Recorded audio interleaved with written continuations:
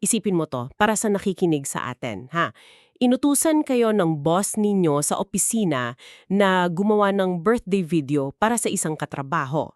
Oh, classic. Laging nangyayari yan. 'Di ba? Nakakainis minsan kasi dagdag trabaho, pero normal lang, pamilyar na sitwasyon. Pero isipin mo, kung yung parehong boss na yan, ipinaliwanag yung pag-uutos niya sa pamamagitan ng pagsasabing, kasi kagabi, nagpadala ang Diyos ng isang higanting lumulutang na mata sa kwarto ko. Grabe. Mula sa isang simpleng office birthday greeting hanggang sa isang literal na banal na pangitin. Oo, literal na lumutang eh. Yan yung klaseng nakakabiglang lundag na susuriin natin ngayon.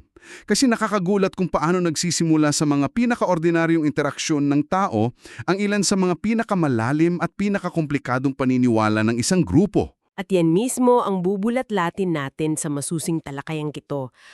May hawak tayong dalawang magkaugnay na dokumento mula sa isang komunidad na pinamumunuan ng isang nagngangalang Narciso Olalo o kilala ng mga tagasunod niya bilang Brother Nars. Tama, dalawang documents. Yung una is isang maikling pahayag noong Hulyo 25, 2025. Ang pamagat niya ay The Great Eye, A Divine Vision of Narciso Olalo. Tapos meron tayong ikalawang dokumento, ito naman isang mahaba at detalyadong transcript ng kanilang Zoom meeting noong Hulyo 27. So 2 araw lang ang pagitan. At doon sa Zoom meeting na yon, nilahimimay at binigyan ng kahulugan yung pangitian mula sa unang text. Oo, doon na lumabas yung mga interpretations nila. Pero bago tayo lumusong dito ng malalim, gusto ko lang linawin sa iyo na nakikinig sa atin, hindi tayo nandito para humusga kung totoo ba o hindi ang mga pangiting ito, ha? Oo, wala tayong kinikilingan dito. Hindi tayo pumapanig sa anumang isyong teolohihal o relihiyon. Eksakto. Ang misyon natin dito unawain yung mekanismo sa likod nito. Gusto lang nating makita kung paano gumagana ang isip ng tao, kung paano hinuhubog ng mga ganitong mensahe ang katapatan at kultura sa loob ng isang komunidad. At mahalagang panindigan natin yan kasi ang mga tekstong ito nag-aalok sila ng napakalinaw na bintana sa kung paano binubuo ng isang grupo ang kanilang sariling realidad. Kumbaga, paano sila gumagawa ng sarili nilang mundo? Correct. Kaya para maintindihan natin yung higanting mata, kailangan muna nating balikan yung pinagmulan ng tensyon. At ito ay ang kaarawan ng isang mahalagang miyembro na nagngangalang Miss Kay.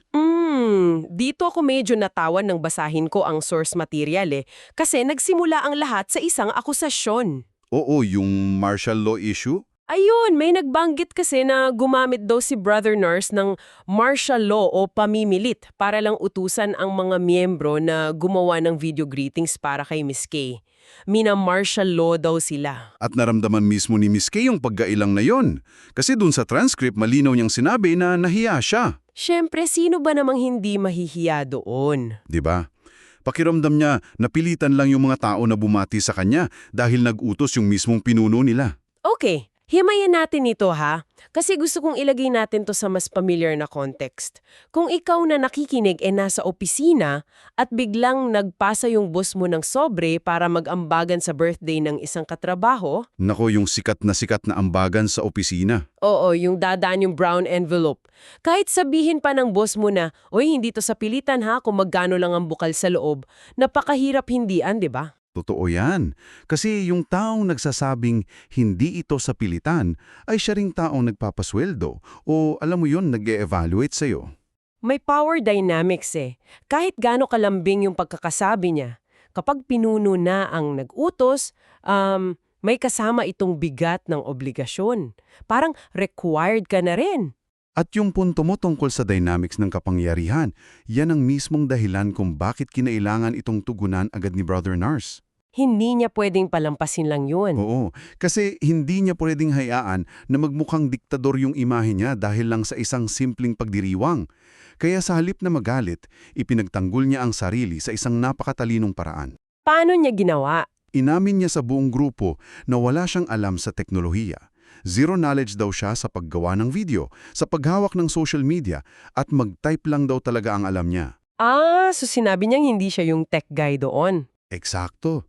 Tapos, ibinunyag niya na si Miss Kay pala ang gumagawa ng lahat ng mabibigat na trabaho sa likod ng kanilang Facebook at YouTube accounts, kahit na sobrang abala nito sa personal na buhay.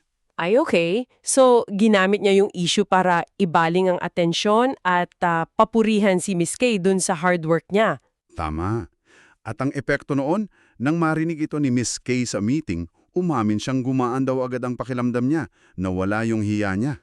Ang nakakapokaw ng atensyon dito ay kung paano naging mabisang tulay yung inis nila kanina para patatagin yung pagpapahalaga sa mga miyembro na tahimik lang nagtatrabaho sa background.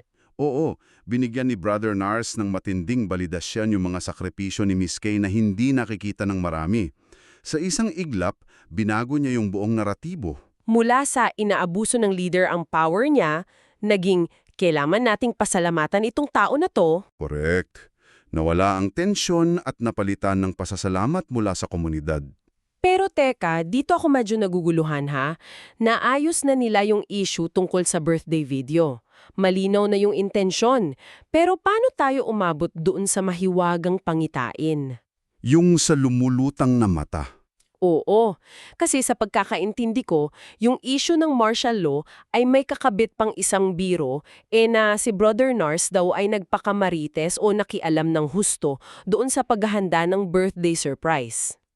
Oo, nambanggit yan ni Miss Kay. Bakit kinailangan pang umabot sa pagpapakita ng Diyos para lang i-justify yung salitang marites? Kasi sa isang komunidad na nakasentro sa espiritual na otoridad ng isang tao, kahit ang mga maliliit na biro tungkol sa liderato niya ay kailangang bigyan ng theological na linaw. Hindi pwedeng biro lang. So kailangan sagutin agad mula sa itaas. Oo, nangyari ito noong gabing na Hulyo 25. Bago nakulog, kinausap ni Brother Nars ang kanyang best friend na ang tinutukoy niya, siyempre, ay ang Diyos. Ang casual nung best friend, no? Oo nga tinanong niya kung ano ba ang reaksyon ng langit sa pagtawag sa kanya ni Miss Kay na isang marites at hindi naging simple yung naging sagot. Ayon sa text natin, bago pa man siya tuluyang makatulog, nakatayo pa yata siya. Bigla na lang siyang nakakita ng isang napakalaking mata na papalapit sa kanya. Isang higanting mata na nakatingin ng diretso sa kanya sa gitna ng gabi. Tapos, nang tanungin niya kung ano yon, narinig niya mismo ang boses ng Diyos na sumagot. Ang sabi, ang malaking mata. Yun lang. Walang mahabang paliwanag o kung ano man. Parang intro ng isang pelikula, no? Dito talaga nagiging mas kawili-wili ang usapan. Gusto kong kontrahin ng kaunti yung ganitong mga kwento. Sige, paanong kontra? Para kasi sa isang ordinaryong tao, napakakaiba nito. Imbes na simpleng sagot sa panalangin gaya ng pagbibigay ng peace of mind o kapayapaan sa puso, bibigyan ka ng isang literal na higanteng mata na parang eksena sa isang sci-fi horror movie. Oo, medyo nakakatakot nga kung iisipin mo. 'Di ba? Imbento ba ito para lang magmukhang banal yung pagiging pakialamero niya? Yung pagiging marites niya? Magandang tanong yan. Sadya ba itong manipulasyon o tunay niyang paniniwala? Alam mo, sa pag-aaral na mga ganitong grupo, madalas ay hindi black and white ang sagot Anong ibig mo sabihin na hindi black and white?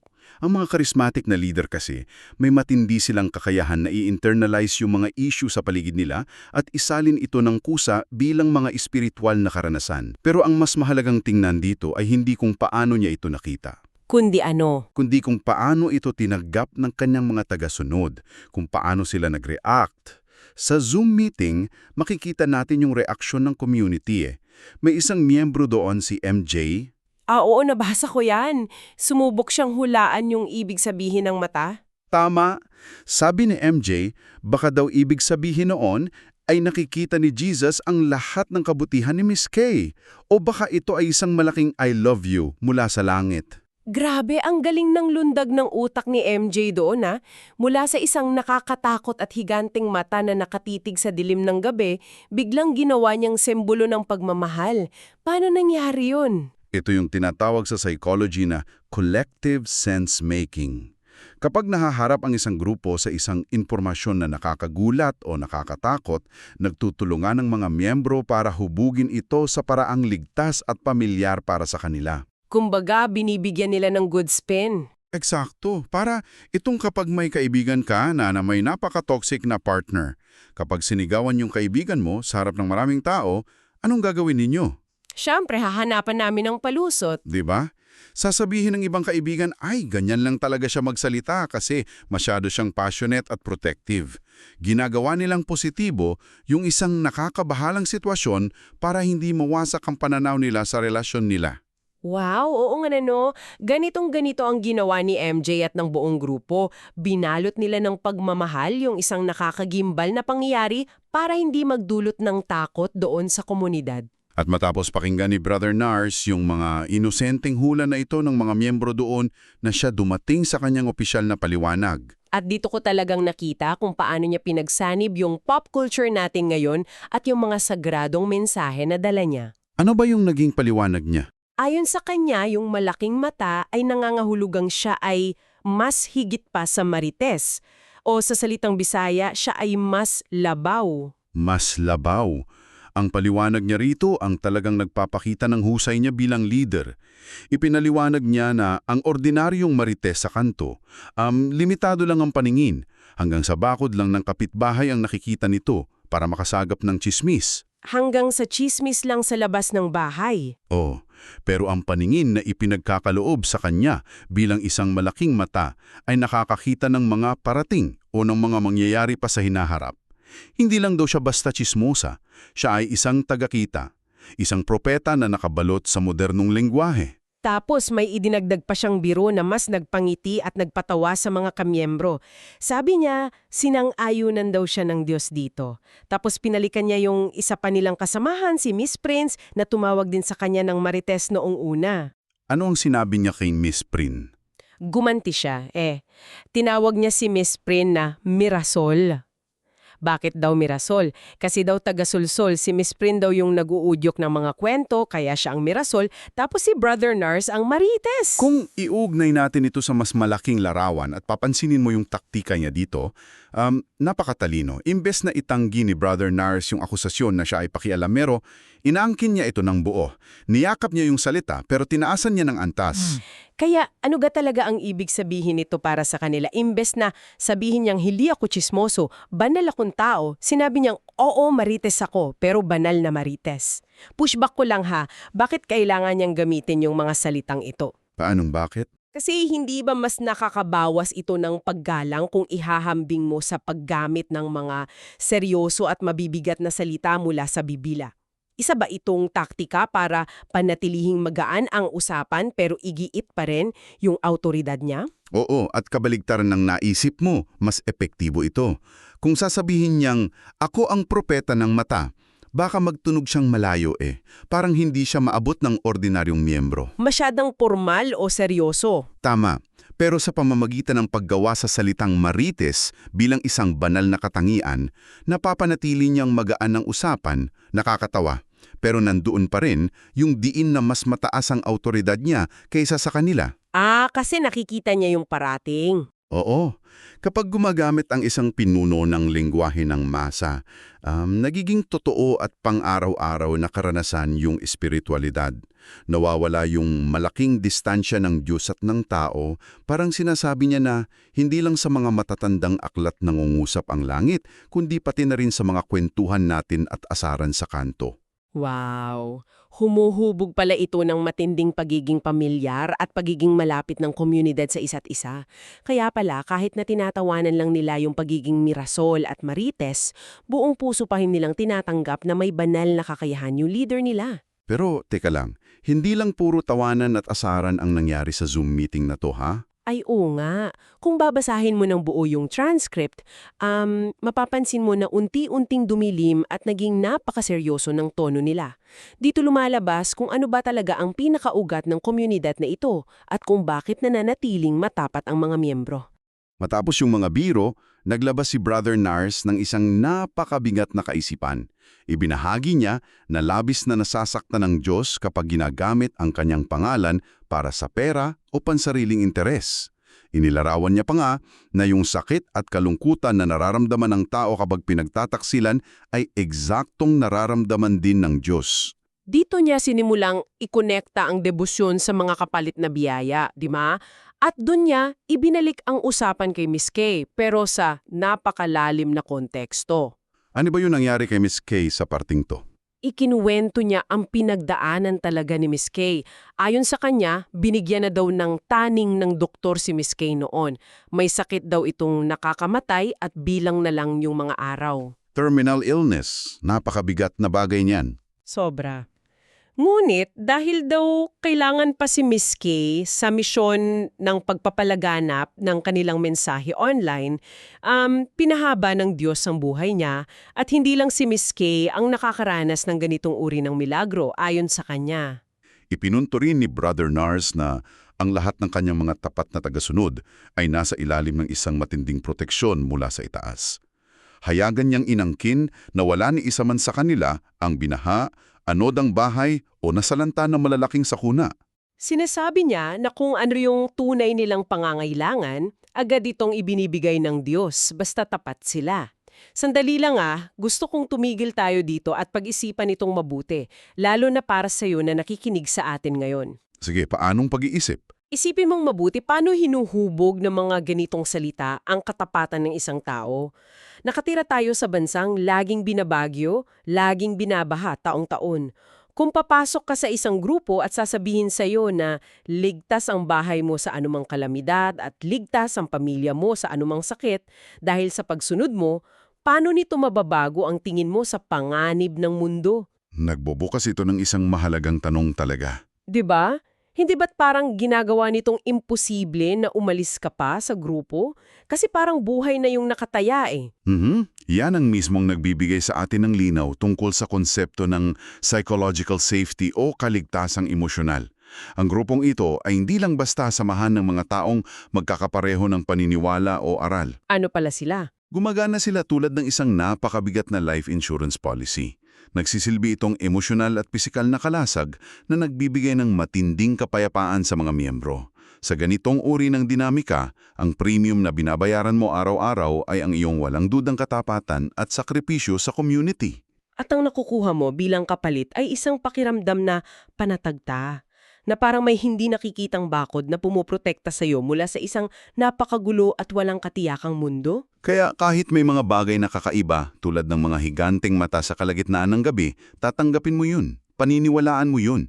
Dahil ang alternatibo ay ang harapin ang mga sakuna at sakit ng mag-isa sa labas ng community. Grabe, kaya pala ganun kagana para kay Miss Kay na sakripisyohin ang kanyang oras at lakas sa pag-manage ng social media accounts nila, kahit naabala siya. Oo, kasi sa kanyang pananaw, utang niya ang kanyang mismong hininga at kalusugan sa misyong ito. Alam mo, ang galing kung paano nagkabuhol-buhol ang lahat ng to. Nagsimula tayo sa isang tila karaniwang inis tungkol sa pag-aayos ng maikling video para sa isang kaarawan sa opisina na uwi sa asaran ng pagiging marites. Tapos umakyat sa isang nakakagimbal na pangitian tungkol sa mga higanting mata mula sa langit. Ayun nga at nagtapos sa isang napakalalim at seryosong pangako ng paggaling mula sa terminal na sakit at matibay na proteksyon laban sa kalikasan. Parang roller coaster yung binasa nating transcript. At ipinapakita ng paglalakbay natin sa mga dokumentong ito na saan man tayo tumingin, ang tao ay laging may likas na pangangailangan na bumuo ng sariling kultura. Sariling wika, sariling mga biro, at sariling pag-unawa sa kaligtasan upang iligtas ang kanilang mga sarili anuman ang kinabibilangan komunidad. Takot tungkol sa kamatayan ang siyang bumubuo ng pinakamatitibay na komunidad. Bago tayo tuluyang maghiwalay, gusto kong mag-iwan sa iyo ng isang kaisipan. Isang bagay na pwede mong pag-isipan habang nagkakape o baka nagbibiyahe ka ngayon. Magandang baunin ta. Nakita natin dito kung paano ang isang ordinaryo at modernong salita, isang simpleng internet slang, tulad ng maraites, ay kayang umangat, hubugin at maging sentro ng isang banal na mensahe ngayon sa tulong ng isang lider. Kaya ang tanong, Oo, kaya ang tanong ko ano kaya ang mga pangkaraniwang salita o biro natin sa internet na yon na maaring ituring ng mga sagradong simbolo o kasulatan ng mga susunod na henerasyon paglipas ng ilang daang taon? magandang pag-isipan niyan. Patunay lang yan na ang wika ng pananampalataya ay hindi nakakulong sa nakaraan at sa mga lumang libro. Patuloy itong binubuo ng ating mga kasalukuyang karanasan at kwentuhan. Kaya sa susunod na magbiro ka sa kaibigan mo o makichismis ka tungkol sa kapitbahay mo, tandaan mo ha, baka hindi lang yan simpleng kwentuhan. Baka may deeper meaning na, di ba? Oo, sa ilalim ng bawat salita, maaring may mga nakatagong paniniwala na naghihintay lang mabuo bilang bagong relihiyon. O baka naman, may isang malaking mata na nakatingin sa iyo mula sa malayo habang nag-scroll ka. Hanggang sa muli nating masusing talakayan, marami salamat sa matiyagamong pagsama sa amin ngayon. Paalam!